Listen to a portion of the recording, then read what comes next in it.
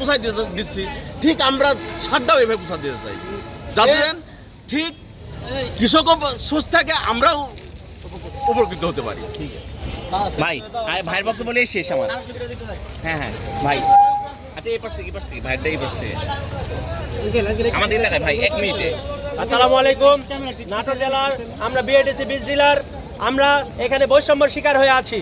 আমরা চাই যে বীজ ডিলার থেকে আমাদের সার ডিলারে রূপান্তরিত করা হোক। আমাদের ডিসি মহোদয়ের কাছে আকুল আবেদন যে আমরা বীজ ডিলার থেকে সার ডিলারে রূপান্তরিত করা হোক। আমাদের 2025 যে নীতিমালা তৈরি হচ্ছে, সেখানে আমরা বীজ ডিলার পুরো বৈষম্যের শিকার হয়ে আছি। আমরা চাই যে আমাদের বীজ ডিলার থেকে নিবন্ধনের মাধ্যমে নীতিমালাতে যুক্ত করা হোক, অন্তর্ভুক্ত করা হোক যে আমাদের বীজ ডিলার থেকে সার ডিলারে রূপান্তরিত করতে হবে। এটা আমাদের মূল দাবি। দাবি কয়টা আপনাদের?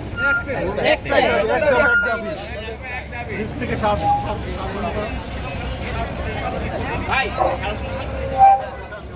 আপনারা এখান থেকে কেউ যাবেন না, আমরা স্মারকলিপি দিব ডিসি সাহেবকে এবং এখান থেকে